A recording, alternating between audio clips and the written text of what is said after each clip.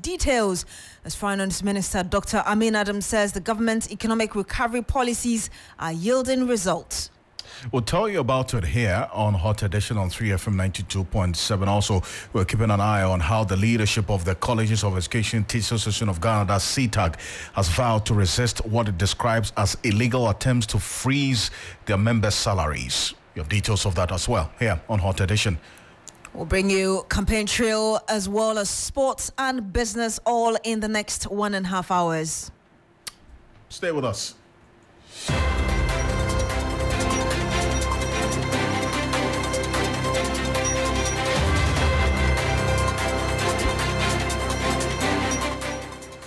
Thank you very much for joining us. Let's give you the details. And tonight, there are fears that key government projects may suffer as the government has opted not to seek extra funding from Parliament in the mid-year budget review. Finance Minister Dr. Amin Adam told Parliament a while ago that the plan is rather to cut down on expenditure.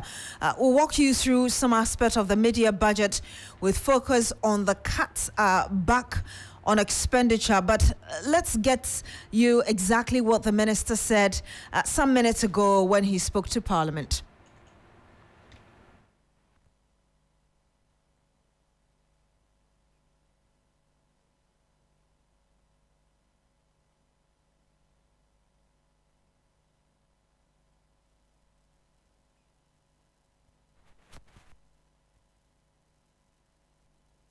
We'll bring you that sound of Dr. Mohammed Amin Adam speaking in Parliament some minutes ago. But okay, let's hear him now. Decisive measures to get us back on the path of fiscal consolidation, economic stability, and growth. And I'm happy to note that these policies we have implemented are yielding the expected results. Growth continues to exceed our expectations. The 4.7% growth rate reported by the Ghana Statistical Service for the first quarter 2024 exceeds the 3.1% recorded in the same period in 2023. Inflation is declining. End June inflation rate of 22.8%, a reduction of 31 percentage points from the December 2022, which confirms the target of 15% by end 2024 is possible. Exchange rate has largely stabilized compared to December 2022, despite the recent pressures. The 18.6% depreciation rate to the US dollar as of June 2024 represents an improvement over the 22% recorded for the same period last year. And gross international reserves reached 3.1 months of import cover as at end June 2024, against 2.5 months of import cover in the same period last year.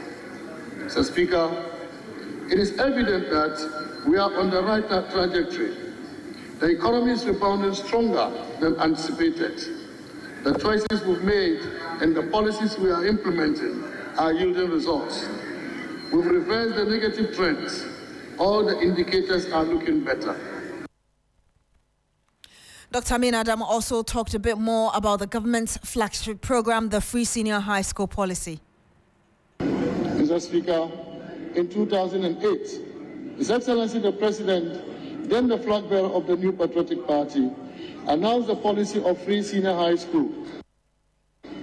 And for 8 years, he kept his conviction. On 2nd March 2017, government allocated 400 million Ghana cedis to implement free senior high school. We also indicated that our oil resources will fund the program, as the President believes that every Ghanaian child must benefit from the oil resources of our country. The impact of the program is evident. To date, a total of over 9.9 billion Ghana cedis has been spent on the program, and a cumulative total of have benefited from this.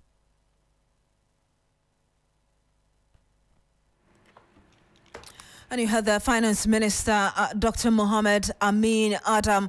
Let me run you through some of the things he said, which you've also heard in that voice there. He said, we are not seeking additional resources. Rather, we are proposing to reduce appropriation. He also said that this revision is largely on the back of interest payment, which has been revised downwards by some 7 million Ghana cedi plus to reflect the impact of the external debt restructuring on external interest payment. He also talked about prioritizing projects within the medium-term capital expenditure ceiling and mentioned that the government has initiated a blanket purchase agreement to fully capture multi-year commitment or contracts in the gift miss and some other things that he talked about, Alfred. In the enhanced planting for food and jobs, phase 2.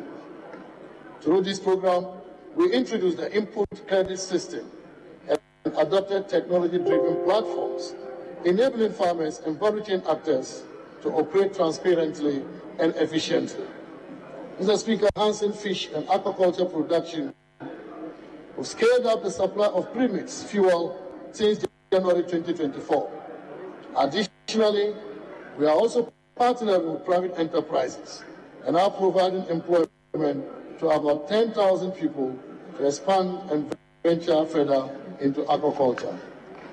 Mr. Speaker, government has remained focused on expanding the economic enclave projects under the Ghana Cares program. We secured 50,000 acres of land to ensure security of tenure and de-risk agricultural investments, thereby attracting private sector involvement in the cultivation of rice, maize, soya, poultry, grains, vegetables, and animal husbandry. At the Kusunya EEP in the Greater Accra region, government has taken significant steps to de-risk private sector operations for the cultivation of rice, including the completion of 18 kilometers of feeder routes from Chopoli Junction on the main Accra-Ada route to the enclave, extension of 18 kilometers and electricity to the enclave, development of a 20-kilometer irrigation canal for consistent water supply and year-round farming. Dr. Amin Adam also talked about the government's investment in the school feeding program. Listen. Initiative, many efforts will prevent in the 2023-2024 year. Additionally, we are constructing 10 STEM schools and 10 STEM centers across the country. We are also building the first 2 STEM colleges of education in Karga in the northern region and Tepa in the Ashanti region. We have distributed 900,000 tablets for secondary school students. Quality education has been given considerable focus, Mr. Speaker, because the performance of the students at WAXI in 2023 is also the best since 2015. Mr. Speaker, to ease the financial burden on parents and guardians of public basic school pupils, government disbursed about 38 million Ghana cedis as capitation grant for the first half of 2024 to ensure schools have adequate resources to provide quality education. Additionally, funds have been released for the payment of feeding grants to all public schools, public special schools, institutions for the handicapped for the 2024 academic year, thereby further supporting the vulnerable students in our country. Mr. Speaker, it is worth noting that the capitation grant has increased from 5 Ghana cedis in 2016 to 15 Ghana cedis in 2024. Mr. Speaker, the Ghana School Feeding Program commenced in 2006-2007 with 1,950 beneficiaries. Over the years, there has been considerable growth of the program, from 1.6 million beneficiaries in 2016 to over 3.8 million beneficiaries in 2023, and is currently in the region of 4 million beneficiaries. In 1 year, Mr. Speaker, we have added over 200,000 students. Mr. Speaker, an amount of over 662 million Ghana cedis was paid to caterers as at the end of June 2024. The program continues to provide employment of over 34,000 caterers and cooks. especially women, to generate income to enable them to take care of their families. The program has also created a ready market for local farmers. And you heard the Finance Minister, Dr. Mohammed Amin Adam. You're still here on Hot Edition on 3FM 92.7. Let's cross over to Parliament now because the Minority Leader, Dr. Kaisala Tuforsing, is addressing the press on this. This media review leaves many people disappointed and uninspired. It gives no hope to the people of Ghana, and that anything this government had said and have done over the last 7.5 years, they've done nothing to reverse the negative trend. In the last 8 years, the Akufo-Addo Bawumia government have burdened the ordinary Ghanaian and businesses with a number of taxes, making Ghana a high tax regime. These taxes include e-levy, COVID levy, an effective VAT rate of about 22%, a distorted value-added tax regime, a betting tax, a baller tax, in other words, a sanitation levy, a high tax on petroleum product, an emission levy, a high import taxes, burdensome fees and charges across all sectors of the economy, and over 40 new taxes in the last 7.5 years. These burdensome taxes have made Ghana unattractive for investment and foreign direct investment. As a result, many Ghanaian businesses are relocating to Togo and Ivory Coast, among others. In fact, last week I heard of a company moving from Ghana to Benin Republic. Ghana has lost so many jobs opportunities as a result of the relocation of these businesses. This adds to the already high unemployment situation due to the fact that the government has failed to create new jobs. As a result of high import duties and levies at our port, Ghana is no longer an attractive gateway to West Africa. Our ports, particularly the Tema port, has lost almost 50% of its traffic, with its further job losses. Living in Ghana is now exceedingly difficult as the cost of living has now become unbearable. Ladies and gentlemen, many Ghanaians are unable to put food on the table for their families and loved ones.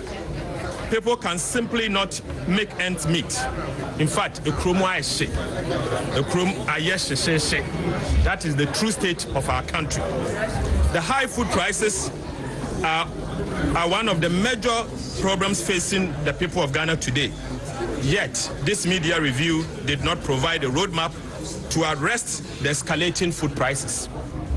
Planting for Food and Jobs was a monumental failure, despite the billions of Ghana cedis that have been spent so far on the program.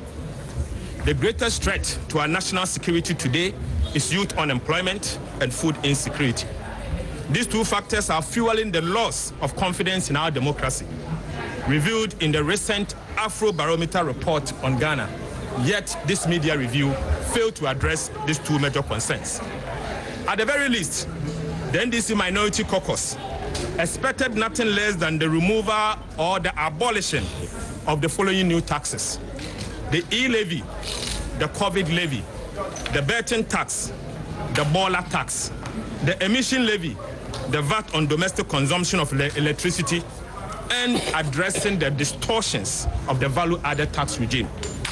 The Akufo-Addo Bawumia government will be remembered as the government that has left Ghana behind with the following: bankrupt economy, default or yentumintua economy, a haircut economy, debt-riddled economy, overtaxed economy, high inflation economy, high food inflation economy, a shrinkflation economy, in fact, a high monetary policy rate economy, a high lending rate policy rate economy, a high unemployment economy, an extremely high youth unemployment economy, a misery or a hochery economy, a collapsed state-owned enterprises economy that they are leaving behind, a collapsed cocoa sector economy, a bankrupt Bank of Ghana, a Bank of Ghana that is positively insolvent to the extent that they are not in a position to generate enough revenue to run the affairs of the central bank.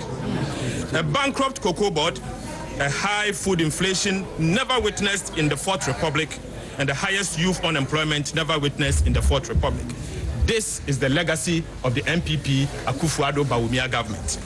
Fellow Ghanaians, as stated earlier, this media budget review is uninspiring, bereft of new ideas, gives no hope, and it fails to offer a roadmap for addressing the numerous problems facing the people of Ghana. Let me assure you that the National Democratic Congress and the minority in Parliament are aware of the following. We are aware of the hopelessness of our youth who cannot count on the government for jobs. We are also aware of the suffering of the ordinary Ghanaians who cannot afford 3 square meals a day. We are aware of the unbearable hardships confronting the good people of Ghana and businesses. We are aware of the collapsed state-owned enterprises such as the Ghana Cocoa Board. In fact, we are aware of the insolvent Bank of Ghana. We are aware. We are also aware that the rich have become a middle class. The middle class has become poor, and the poor has become poorer, with the World Bank estimating that 33% of Ghana's population will move to extreme poor by the year 2025. We are also aware that this government is leaving behind a high tax regime. And overall, we are also aware, among others, of the poor governance that this government is leaving behind. The NDC pledges. Our pledge is to confront these challenges head-on, beginning January 7th, 2025. Thank you very much.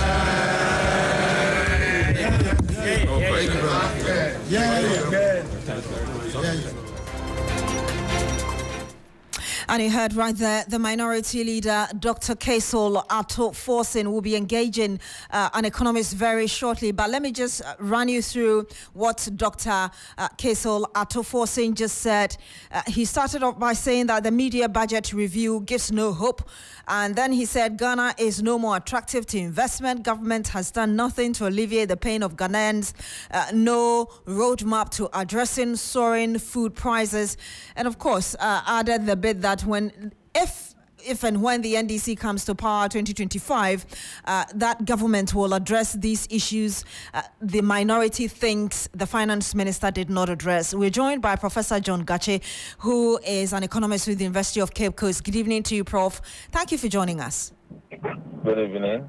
Let me first get your reaction to the assessment of this media budget review given by the finance minister, by the minority leader, Dr. Kaisel Ato-Forson. His assessment, your reaction to his assessment before I get your own interpretation of what the finance minister told us. Well, I think all that he articulated are the realities facing Ghanaians. Poverty has been deepening. Frustration has deepened among all classes of the population. Our debt situation is not getting any better. Our financial sector needs resetting. So I think it's a summary of the things which are happening in the country currently. So you seem to agree with the minority, but I want specifics as to why you agree with him based on what you heard from the minister. He gave some specifics and what the government has done to improve the lot of Ghanaians. Well, I think we are listening to the figures from the statistical service. It shows that unemployment is very high. The finance minister didn't say any significant thing that has actually employed our people. We do know that the statistical service has indicated deeper, poverty levels in the country. A lot of people are finding it difficult. Food price inflation is very high, making it very difficult for households to spend on food items right now. So we are in the cost of living crisis in the country, and that is a reflection of what he has indicated. So let me run you through just a few specifics of what the finance minister said. And he mentioned that this review that he just presented to Parliament reasserts government commitment towards debt sustainability. And he mentioned a few things like staying within the appropriation bill, and obviously, as we found out, not seeking supplementary budget. He also talked about the negotiation with the IPPs, where we're going to get about $6.6 billion, and also the next step regarding our debt restructuring having to do with external creditors, particularly those who hold the Eurobonds, expected to yield about $13.1 billion. I mean, these are certain great stuff the government would say they are doing to ensure that at least we are putting the economy on a better footing.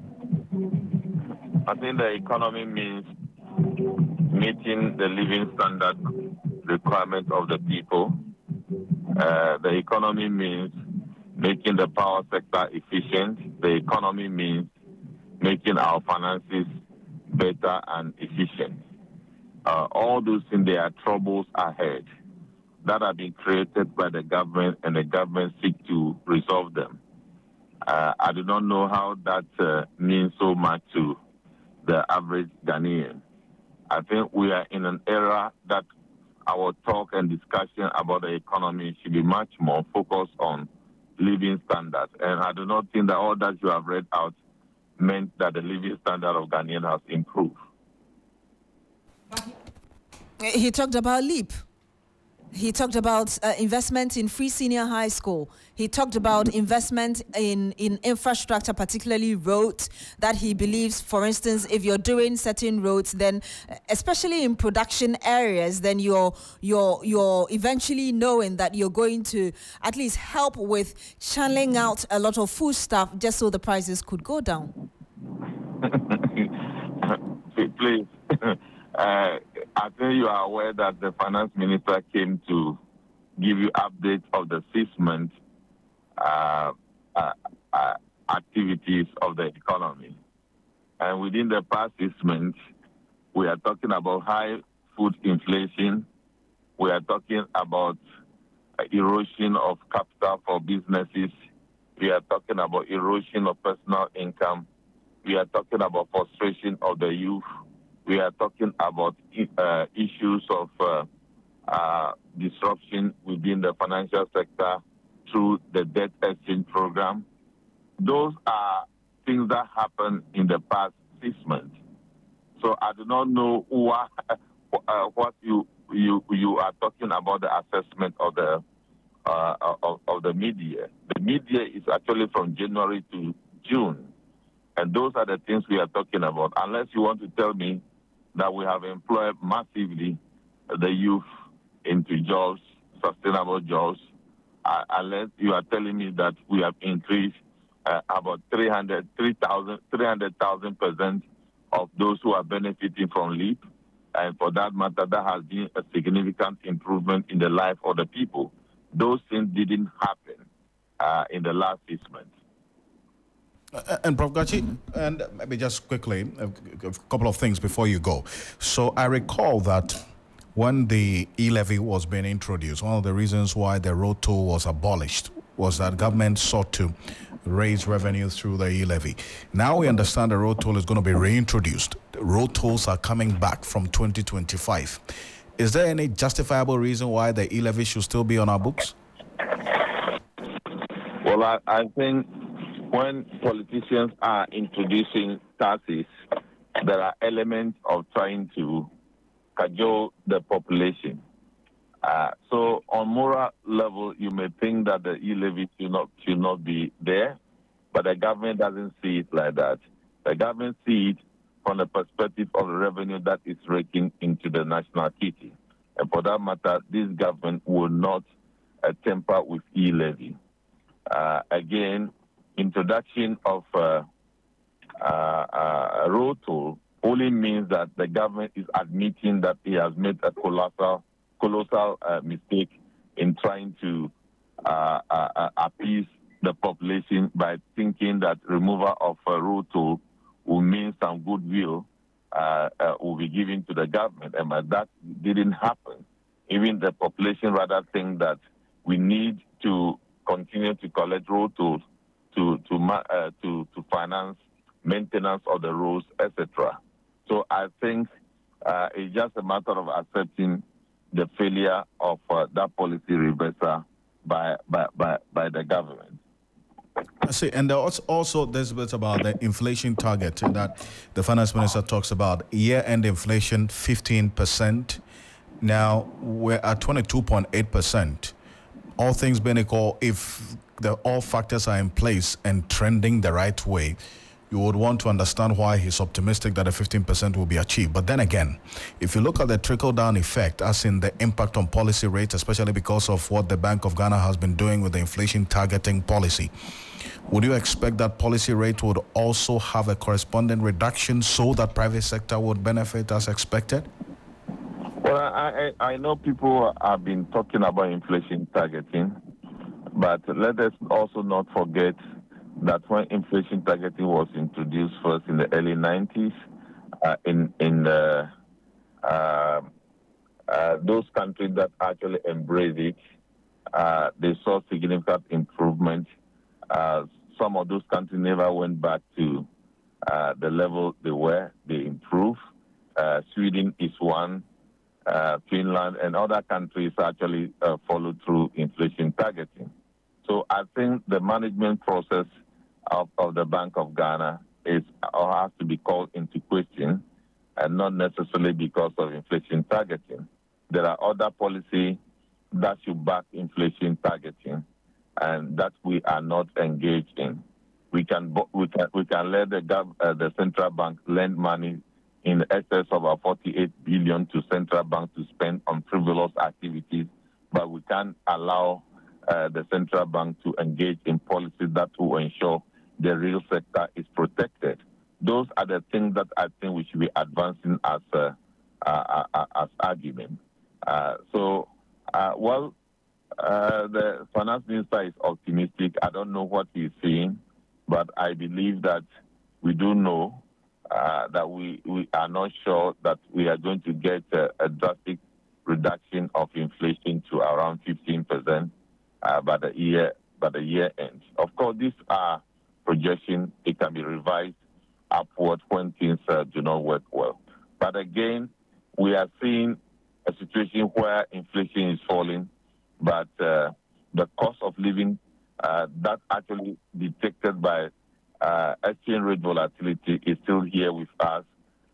If inflation falls to zero, but exchange rate is 15 to 16 cedis, that means a high cost of producing, high cost of engaging in business, and that would definitely be translated into prices. So you will see that inflation will be falling at whatever level, but it doesn't mean much to the market. It doesn't mean much to food prices. It doesn't mean much to imported items. So that is the issue. So the finance minister should focus on what is happening in the market and not what they have achieved by reducing inflation from 54%.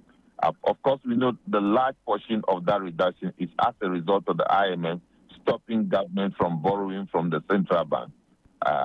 So that is the reason why a significant portion of that 54% went down up to 22%. It is not because we are engaging in production. It's not because we are engaging in proper management, so to say. It is just because of that effort that resulted into the reduction in inflation. But we want to see inflation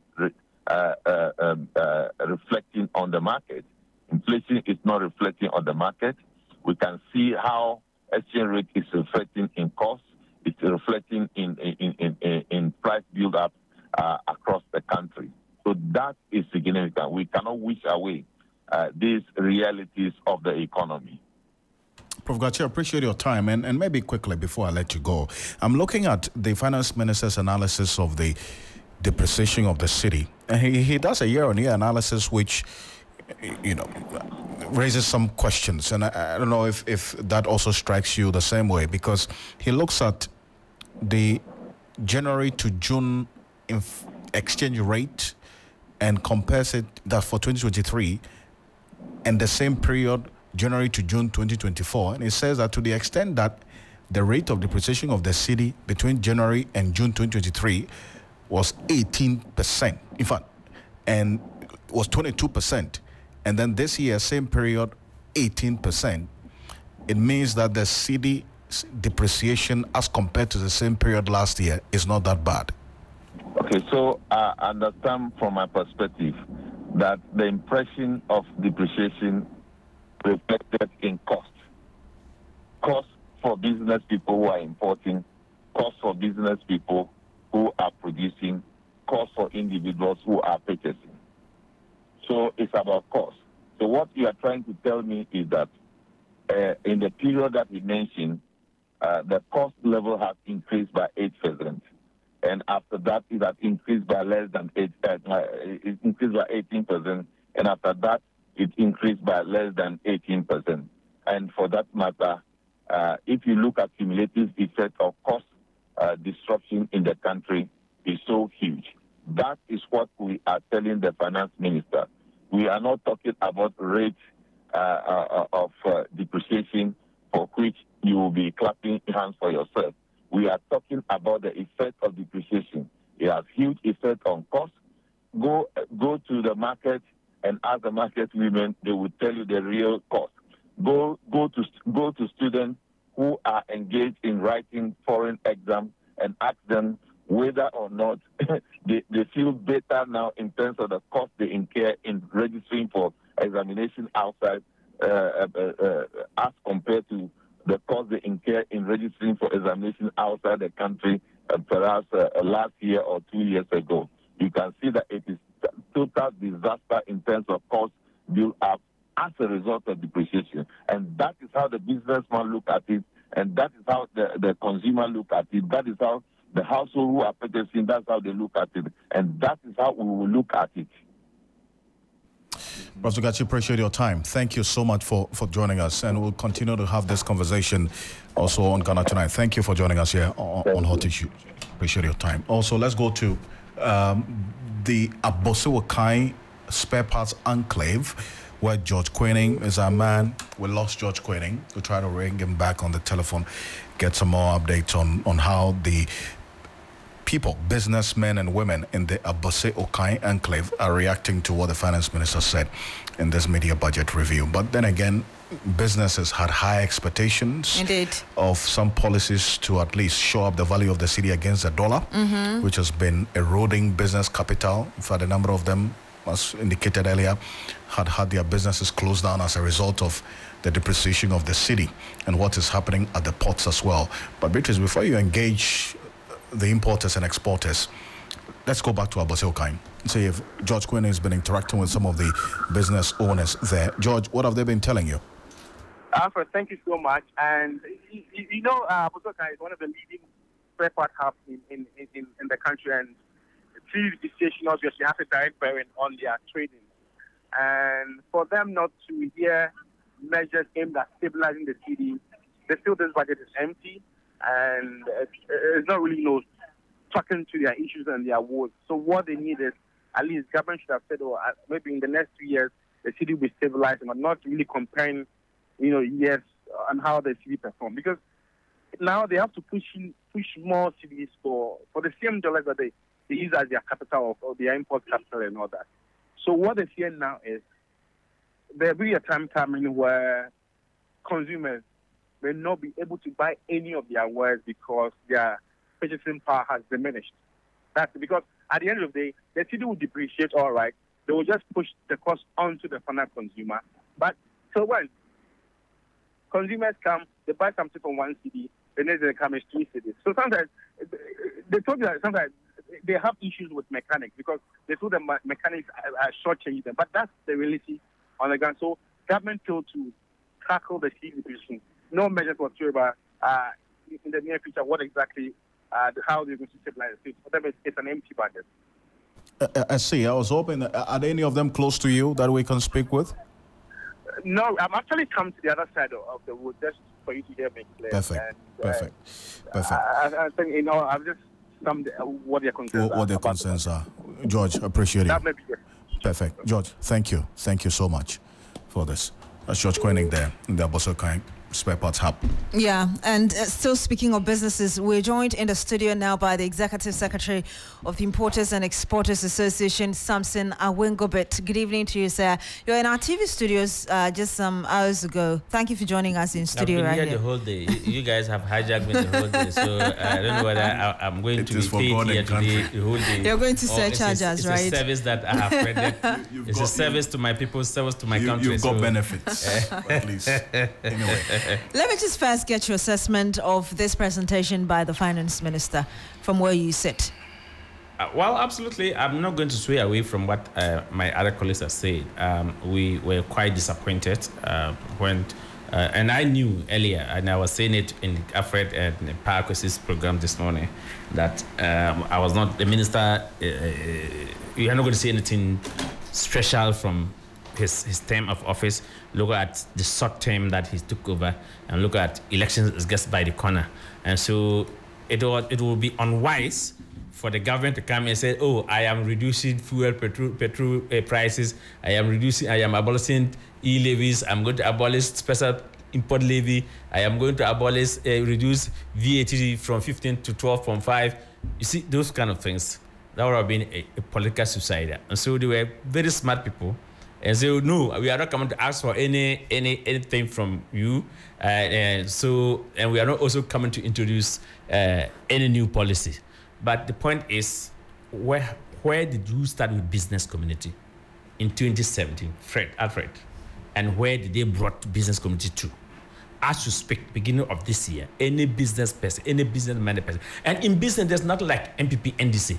The only thing that you will see that MPP person is getting a contract from the government and getting your contract being paid after you work on it. That's the only difference. But anybody who cough his own money to start businesses, beginning of this year, and where you are with the city depreciation rate, with the exchange rate, with the interest rate, if you are to borrow from the bank, will say that we are disappointed in this government. And that is the fact. I'm not going to miss any words. So, look, did you see the planning for food and jobs rates from 2017 to 2020, this year is what? 2024. In 2023 alone, the government spent almost 660 billion. No, 660 million cedis, yes. In agriculture, in planting for food and jobs. And you know the growth rate? 0.7%. In 2016, when the government could not spend even 2 million, we had a growth of what? Is it 1.7%? Mm-hmm. 1.7%. 1.7%. But we spent 660 million. Is it dollars on Ghana cedis? Cedis. And we had a growth of 0.7. So quite clear that the government did not spend in areas to grow, even agriculture, 0.7%. Why did the PFJ fail? Come again? PFJ. The second one? First one. That's the first one I'm talking about. Yes. In 2023. We didn't see any growth. But if you look at the 2017, 2018, 2019, 2022, 2021, the amount of 2022, the government spends 668, right? Yes. 668 million. In fact, so Beatrice, if you permit me, just run through the figures, the basic spendings for the Planting for Food and Jobs program. It's actually pretty clear what Samson Asaki Awengobet is talking about in terms of the year-on-year analysis. If you do it, in total, government spent 2.889, almost 3 billion. Cedis on the Planting for Food and Jobs program. They have been questioning that how this has had a direct impact on the growth of the sector, for that matter. So for the likes of the Peasant Farmers Association of Ghana, they want an investigation into how those money. I mean, it's supposed to boost what they do, actually, or what members do. So in my debate here, or my warrant here is that you have spent so much, and yet we got little. We cannot boast of rice. Maybe we are producing 800,000 metric tons of rice, spending 660 million Ghana cedis in that. We cannot boast of setting up commercialized farmers in the 16 regions. Mm-hmm. We cannot boast of maize commercialized farmer. No, we cannot boast. We can boast of soya beans or rice commercialized farmer. Yet we spend 660 million waste gone to drains. I can tell you from where we sit from the port, we strongly believe that this government has brought us to a dick. Moving us from yes, I will move you from taxation to production. We've rather not seen any production whatsoever, be it AGI, we can call AGI members and ask them, since the government came, what has the government done for your industry? Industries are collapsing, people are relocating to Togo, people are relocating to Ivory Coast and Burkina Faso to do businesses. But you are we have importers lost and exporters. transit cargo. This government has introduced VAT on transit cargo. Goods that are not meant to consume in Ghana here. Because of that, we have lost transit cargo to a neighboring country. So I wanted you to go into your specific area. I know you talked about the farming area, which will get some specific responses from the Peasant Farmers Association. But from where you sit as an importer and also an exporter, you're saying that you're disappointed. What exactly, specifically, did you want to hear for the business community, which concerns you directly, that you didn't hear aside from the cedi-dollar exchange rate? The minister could not tell us, and Beatrice, you listen to him. The minister could not tell us practical measures, how much dollars will be pumped to the system from Bank of Ghana to the commercial banks to be able to stabilize our cedi depreciation as it is now. He could not tell us. Or did he tell us the specific amount that the Bank of Ghana will release into commercial bank to trade, so that the cedi at 14 now can come to maybe 10 cedis to $1 or even 9 cedis to $1. But you know that this whole strategy of pumping more dollars into the economy has not worked. It doesn't solve the problem. Yes, I agree with you to some extent. And what is the reason? The reason is that the government has failed to groom and to produce more exporters in this country. But the government has failed to abolish the 2% special import levy that has been running since 2017 to date. The government has failed us from reducing the VAT rate in the port, which is 15% now, to less than maybe 12.5, listening to the plight of the business community. But the government has failed to abolish the 2.5 VAT upfront tax in the port, because anybody who imports to the port pay import duty plus import VAT, which is now 15%. At the time they brought the upfront, it was 12.5. Now you have increased it to 15%. Why don't you abolish the upfront tax straight away? The government could not abolish the COVID-19 levy. These were some of the practical things that we were looking for, so that at least, look, I told you here the last time, and be frank to yourself, to your listeners, Beatrice and Fred, that as we speak now, your major headache is when you take your salary. It's on fuel, that's transportation. It's on food price high. And we have seen a graph, I think TV3, we've done a graph, and you see how food price went up, came down, like 22, then now it has peaked again, 24%. The last time they did Ghana Statistical Service. So Ghanaians are now talking about transportation, shelter, that's house rent. Rent is killing, I'm sure you are renting. And I'm sure you are renting. Because even if you are not renting, if you are building, and even if you are building, she's not renting. Even if she's building, even if she's building, or if she has built, or if the father has given her a house, go and ask your father or your mother how much material he bought, and you tell you the cost. It's not more a joke. So this government have not helped Ghanaians at all. Okay. Well. At all. And that's why we are saying that the vice president should have been in parliament today. Vice president swept us. He could no longer tell us that I'm moving you from taxation to production. So let's talk about some specific things the finance minister mentioned. And I'm sure you remember exactly how much we were exchanging the cedi for in terms of the dollar in 2022. I think at a point it went to over $16. Yes, and then 16 cedis per dollar. Yes. And this year too, it went. And the flip-flopping of the currency was very high. The finance minister said that if you look at the current rate now, it looks like the cedi has fairly been stabilized over a period as compared to that time in 2022 when it was just flip-flopping. And the finance minister is attributing that to measures that have been put in place, although per your perspective, you do not think that those measures are yielding any results. What are the specific measures? Did he make mention of the specific measure he put in place? It's as a result of the $300 million that came from World Bank. It as a result of the $600 million second tranche that came from IMF. That was it. After a short period, that's what Fred was saying, that pumping some millions of dollars through Commercial Bank to the business community is not sustainable. And I said, yeah, I agree. That is why we should do more export. So the finance minister could not tell us the 8 years in their government, what they have done consistently to grow and sustain export. In fact, not non-traditional commodity. When we talk of export, we are looking at our proceeds, we are looking at cocoa, bauxite, and RC. We are not talking about non-traditional. It's the non-traditional commodity. Yam market, yam, tie and dye batik, okay? Our shoes, our bees, even bees that our sisters are doing, the sister from the Volta region area in Greater Accra, you see the bead making. These are the things, our black soap, okay? A lot of seminar export. These are the things that we are talking about. That's why I said, if I become a president, or I said that when our president meet his counterpart in making toast, presidents should not use wine. Wine is not produced in Ghana. Presidents should use apatasi. Presidents should use pito. So that at the end of the day, when the people taste and it's good, we can export it. That's what we are talking about. Our ambassadors, look, where I sit, I'm very peeved. Where I sit, every day you see American ambassadors, you see German, you see Chinese ambassadors, they are trade desk representative, knock our doors. They want to introduce their people to us for us to go and buy goods. Our ambassadors that we send out, did we get sent out to be bound for their counterpart and not to bring trade, not to come and sell Ghanaian produce to where they are serving? Come and take us to go and meet international and go and expo about what we can export and make more export proceeds that will come back to stabilize our city proper. That is what I'm talking about. Making concerted effort.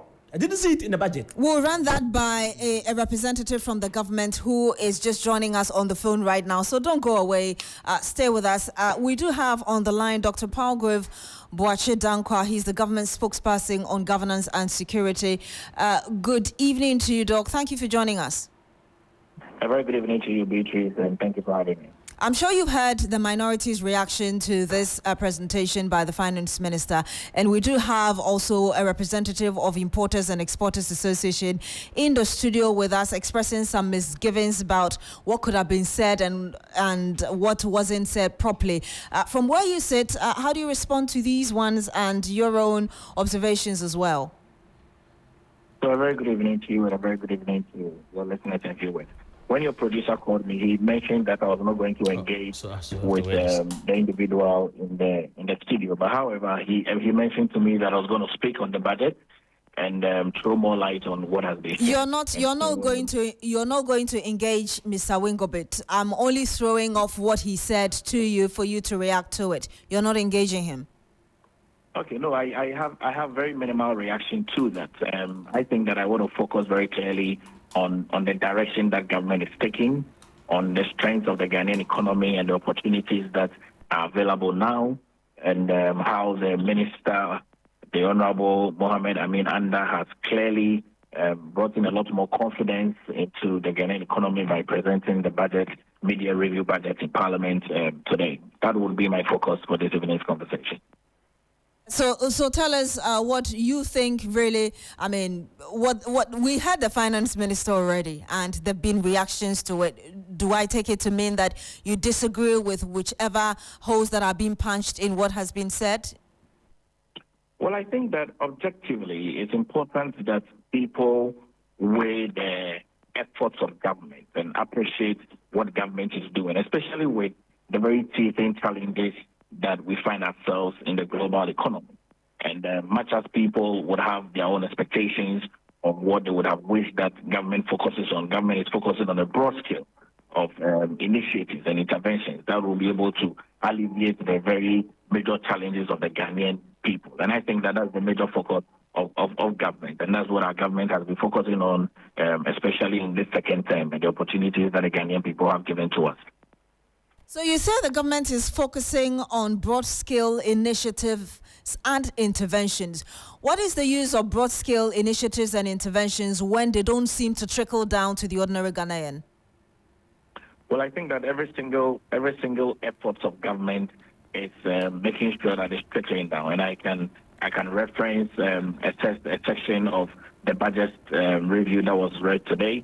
A strong confirmation of the fact that our tech grant has come in from the IMF, a lot more restructuring and the disbursement of about 5.4 billion to support LEAP, which you are aware is the livelihood employment program that is ongoing, school feeding program, capitation grants, NHIS, and that is also to ensure that we reduce the burden on the vulnerable people. Government as well has spent a lot more money, close to about 1.5 billion Ghana cedis to support free senior high school, close to about 1.4 million young people. We've been able to see to it that high level of investments that needs to be made in the rural sector has been made, close to about 10 billion Ghana cedis. A number of developmental projects that is ongoing as well. We are very attuned to that. And I think that in a focus very clearly on some of the developmental projects that government is doing, this is a big tap on our back, because we're making sure that the economy is running, we're making sure that road is being taken care of, we're making sure that the health sector is working, we're making sure that we're keeping the light on. We've had broad conversations with the IPPs, and so I can appreciate the various dimensions of issues that will come in, but there's ongoing projects that our government is focusing on. Again, I'm staying with how this is trickling down to individuals, because you're saying that it is still reflecting, and you've just given us what the finance minister said about LEAP and, of course, the free SHS and the rest. But let's talk about inflation in Ghana. Inflation is 22.8. I know I heard Dr. Amin Adam talk about the fact that it has moved from 54 to 23, now to 22.8. Meanwhile, our neighbors, Cote d'Ivoire is 4.9. Nigeria, I'm just checking that of Nigeria. So within our own sub-region, our inflation is still very high. Well, I think that comparisons are good, but you always need to make sure that your shoe size fits you very well. The minister stated very clearly that we are living within our means. Inflation year on year, if you compare that from last year and even compare that to this year, the minister stated that we have been able to reach our target, close to about 15% by the end of 2024. And that last year we're doing an inflation of about 31%, but now we're having an inflation coming down. And so if you look at the year on year, I think that if you do a comparison of how the economy used to be a year ago, and do a comparison of how the economy is today, we have made some significant strides, and that's one of the narratives that as a government we want to be able to push across. We are not where we want to be yet, but we've made some significant strides, and it's important that we make those points very strongly. Some significant strides, you say. One of the questions being asked is, for instance, the finance minister talks about stabilizing the cedi over a period of time as compared to 2022 when it was flip-flopping. But although it is stabilized, quote unquote, per the word of Dr. Amin Adam, we are still selling around 15 point something within commercial banks. Interbank rate is 14.87 against or per the dollar. And so how do we put all of these things together and say that we have done significantly well? It's stabilized, but it's still very high. Absolutely. One of the things that I can say with the exchange rate is that industry players and business players are able to work effectively when there is huge stabilization. They can plan with that.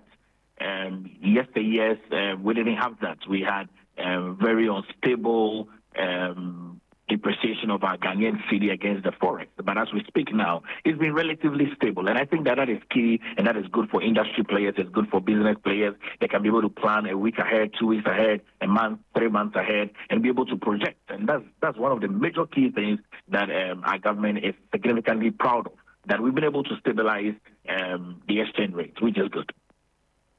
They can plan with that, but you didn't address the second part of the question, which is that it is still high. Perhaps you have information on what the government intends to do to bring it lower than where it is, because a lot of businesses are crying that their capital has been eating into. Well, I'm certain that a very truthful government like the government of President Nana Dankwa Akufo-Addo would not want to state that we are going to significantly reduce exchange rates when we are aware that the various KPIs indicate that our strength is to be able to stabilize it. And so it's better that the government is able to stabilize the exchange rate rather than the government promising that the exchange rate is going to come down when significantly it's not going to come down. And so the goal here is that, yes, we've been able to stabilize this. This is what we'll be able to work with over over the period, and we are certain that we would be able to record a reduction, close to about 18.6% reduction by the time we get to the end of the year. Let me ask you my final question before we go. And that was one of the final comments from the finance minister before he wrapped up this presentation. He said the government was confident about the future and the government will continue to stay the course, including with the IMF program, also rebuilding trust and policy credibility and restoring hope for businesses and families. Beyond what he said, what really is the government doing to ensure this manifests? Well, government is making sure that we put in all the parameters in place. We're making sure that our fiscal policy is working very well. We're making sure that state-owned enterprises and agencies are working within budgets, and we're making sure that we're not living above our means. We're really making sure that we're stabilizing the Ghanaian economy and making sure that every single Ghanaian who are going through challenges, those challenges are being worked upon and addressed amicably. All right, we'll have to end it here and continue later. But thank you very much, Palgrave Boakye-Dankwa, for speaking to us. Thank you very much for the opportunity. And Palgrave Boakye-Dankwa is government spokesperson on governance and security. Thank you for speaking to us. You're still here on Hot Edition on Sri FM 92.7.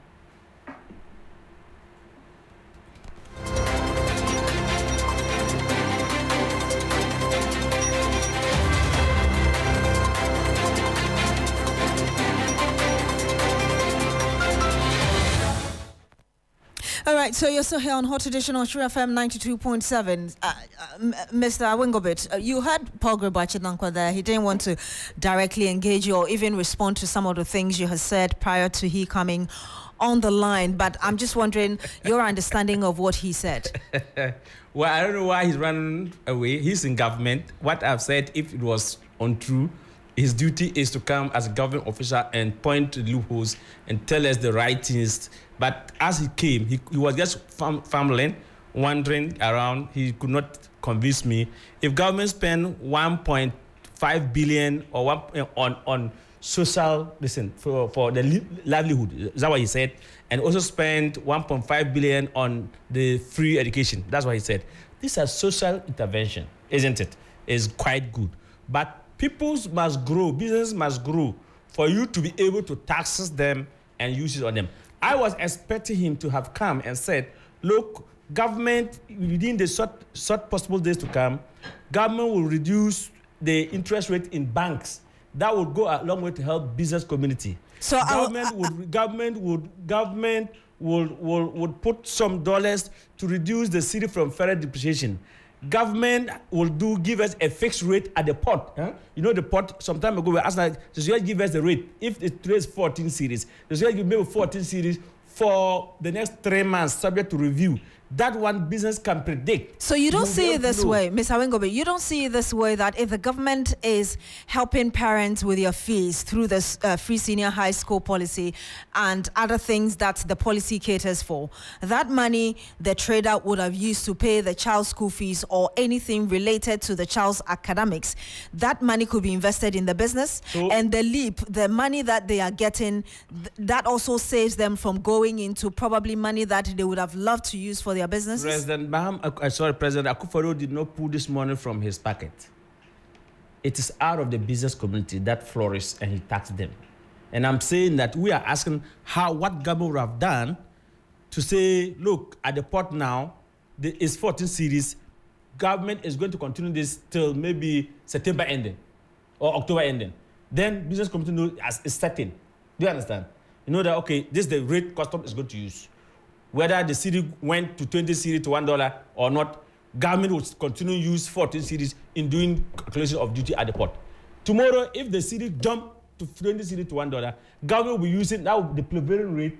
Government will use 20 series in calculating their duty. And so, if your duty is $20,000 and they are converting it to 20 times 20 series, you will have seen how much you are going to pay.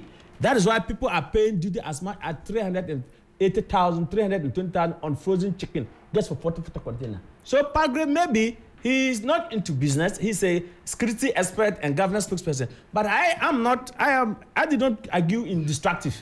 I just critique that this is what happened. Is it not true the government spent 660 million on agric on the PJ in 2023 and grow it 0.7%? Is not a fact.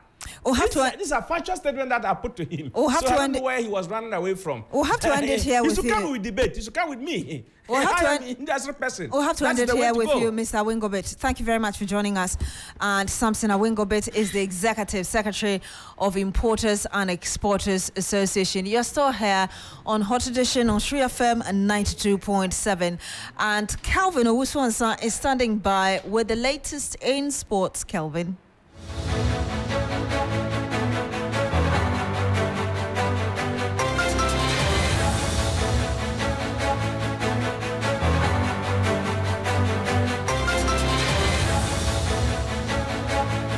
Well, let's get into the latest in the world of sports. My name is Kelvin Owusu-Ansah. Let's begin from the Ghana relay team. And they are in the qualification for the semifinals of the 4x100 meters relay at the Paris 2024 Olympic Games after being part of the 16 countries to have qualified for the event after the performance at the World Relay Championship in Bahamas.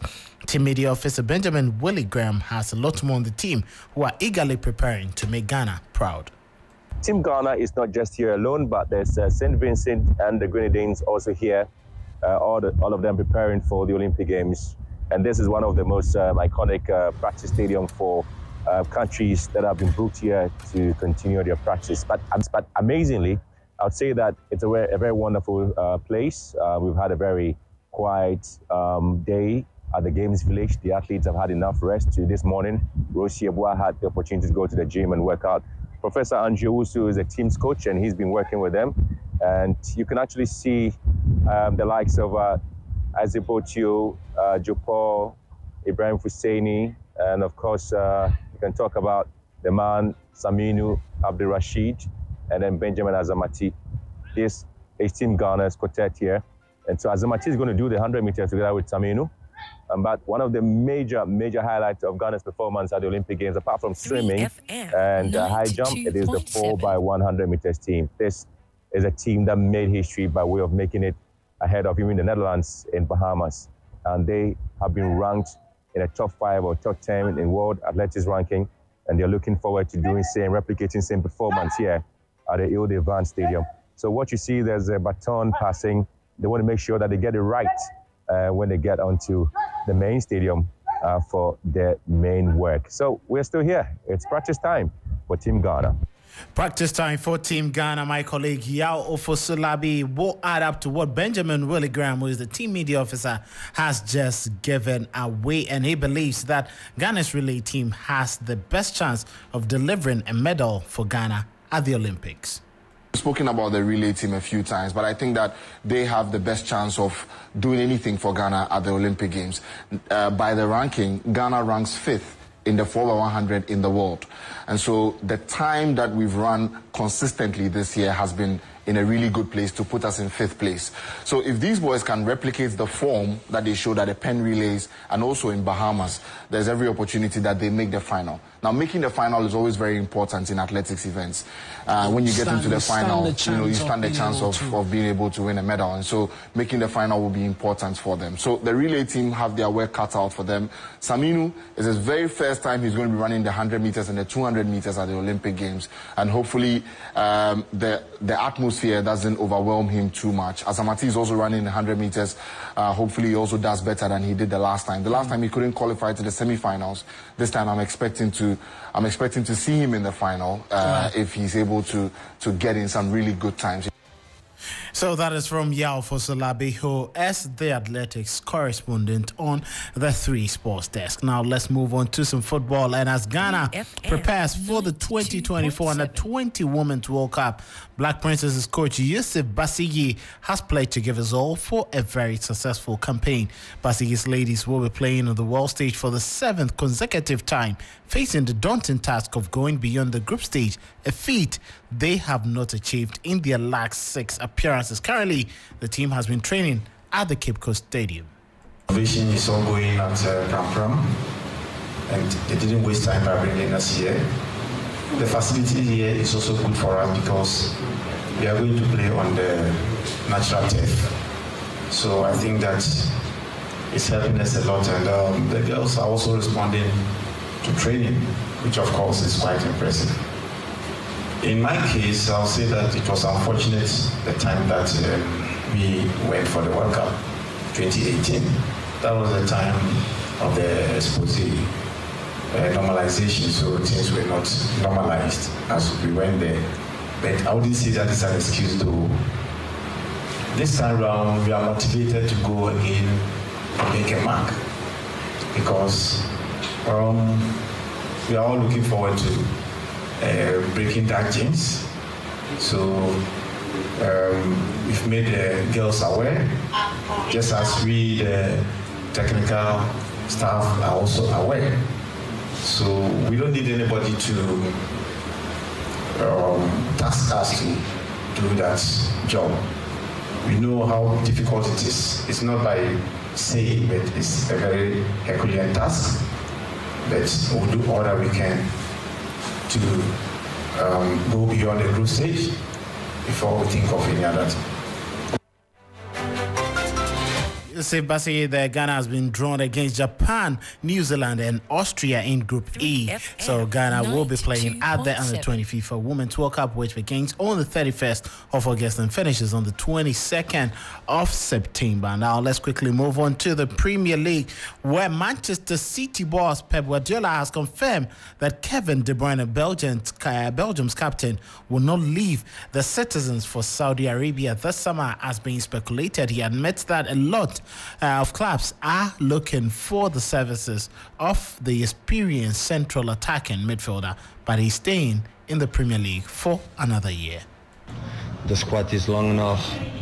If someone leaves, we are going to talk about that. Of course, until the last day we have chances. I don't rule it out, the option to have any new players, but if anyone leaves, I think 95% will have the same squad. And since then we make movements depending most of the time. Sometimes the players that they want to play more, or sometimes players they want to give another experience. But in that term, so every situation is different, and I feel comfortable because the quality of the human beings that we have in the squad is difficult to be replaced, and the quality is there. So, but we will see. I don't know in the last moment if someone came to, some players and they leave. We're going to decide.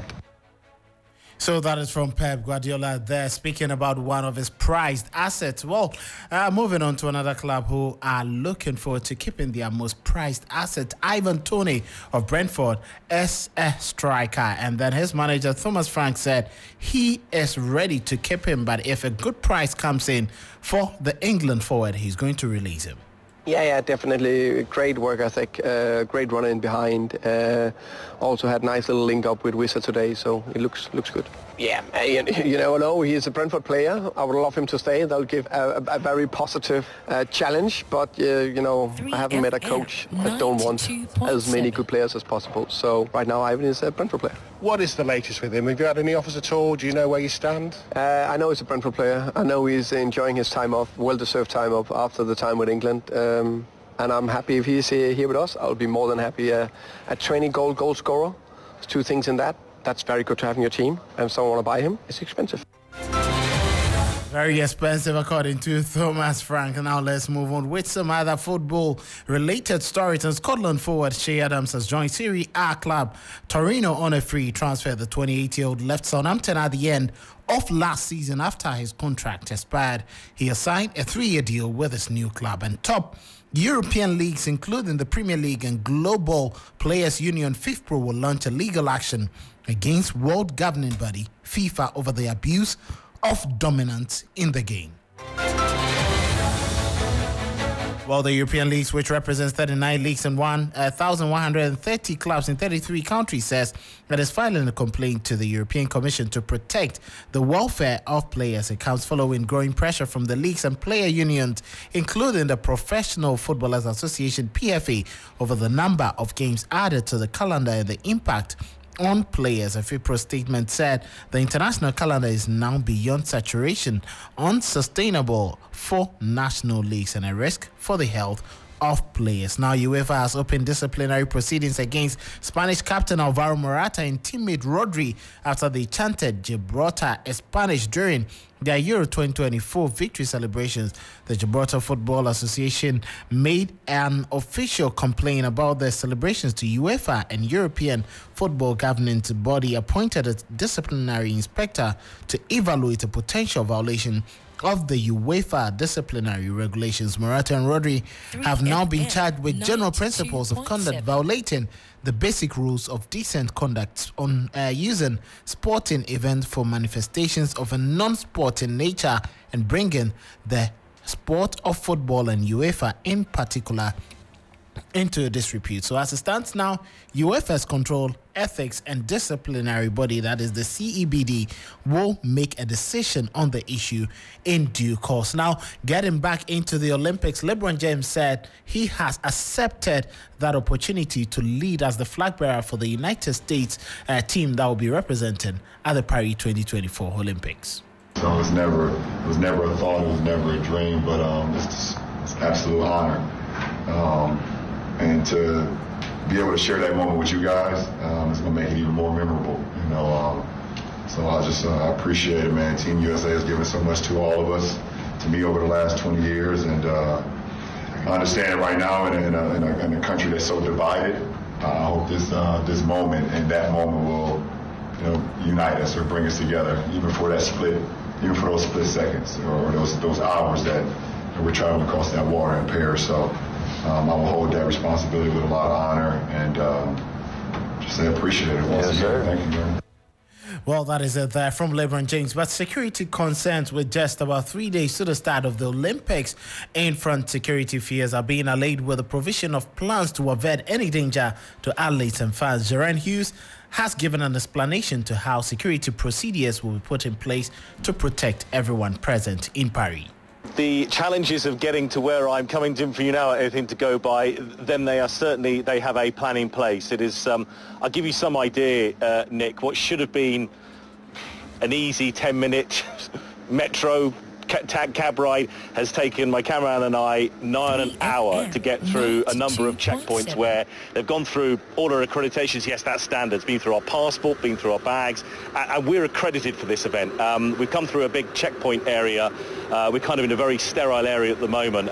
So from a security point of view, the visibility of the police and the security forces on the ground is enormous. I have just spoken within the last hour or so to a security analyst here in Paris from a company called International SOS who manage security risk. 45,000 security personnel are going to be on duty on Friday night, and then every day of the Olympic Games, 30,000 either police security forces, and that's in addition to 85 countries from around the world who are providing intelligence on the ground with their personnel as well. So that is it there from Jaren Hughes. That'll be all for sports on Hot Edition. My name is Kelvin Oswansa. Beatrice continues with the rest of the stories. Have a good evening.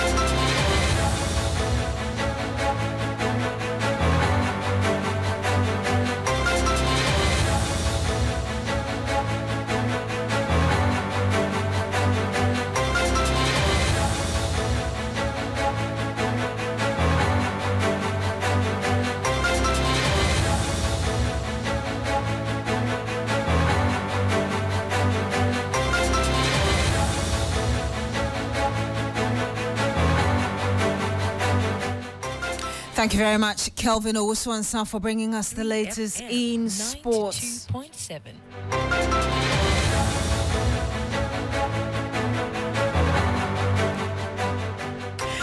And before we go, right here on Hot Edition, the leadership of the Colleges of Education Teachers Association of Ghana, CTAG, has vowed to resist what it describes as illegal attempts to freeze members' salaries. This follows the directive by the Ghana Tertiary Education Commission for the Controller and Accountant General's Department to withhold the July 2024 salaries of all teaching staff of the Colleges of Education, excluding the college principals. Now, the move by CTAG is in response to the ongoing strike by CTAG members, which began in June this year. Ibrahim Abubakar reports from the Ashanti region. Students at the various colleges of education have been left on their own since school resumed this semester. At Wesley College of Education in Kumasi, some students are engaged in group studies to keep themselves busy. Others are just frustrated and clueless about when effective teaching will resume. This CTAG strike, to be honest, is not what we imagined. Coming to school, we just thought it to be for a few weeks or so, especially this being a second semester, but to realize that CTAG remains resolute in their demands. It's not easy for the students. Most of the students have even gone home, and those who are here are being frustrated. We wake up, we don't know what to do. We had an information from our affiliate universities that the date for the exams remains unchanged, which means that the set date for our end of semester exams, we will sit down as students and write them. And here is the case, we have not learnt anything. So what are we going to write? On Friday, June 14, leadership of the Colleges of Education Teachers Association of Ghana, CTAG, activated a strike over delays in implementing an arbitral award and negotiated conditions of service. Attempts by its employer, a National Labour Commission, to force CTAG back to the classroom remains unsuccessful. The union wishes to notify the employer that not until the employer complies with all the outstanding arbitration award by the NLC, the union shall never call off its ongoing strike action. We want to caution that any attempt to illegally freeze salaries of our members shall be met with all the protestations and all the rights and privileges that the 1992 Constitution grants to CTAG members and our citizens of Ghana to fight against injustice. The association also denied claims of receiving arrears for book and research allowance. That government have paid to CTAG members an amount of 199 million Ghana cedis as arrears for book and research allowance for 2022-2023 academic year. The fact is that as we speak today, 22nd July 2024, government has not paid any member of CTAG any such money. The second information being peddled by some principals of colleges of education to students is that the affiliate universities shall conduct quizzes and examinations for the students, whether the students are taught by the lecturers or not. Per the attendance policy of all the affiliate universities, a student cannot take an examination if he or she forfeits lectures or classes for more than 21 days. Baby boy. So in all this, students are the ones suffering because for leadership of CTAG, it remains unfazed by intimidations and court actions against the association since it considers its strike as legal. Ibrahim Abubakar.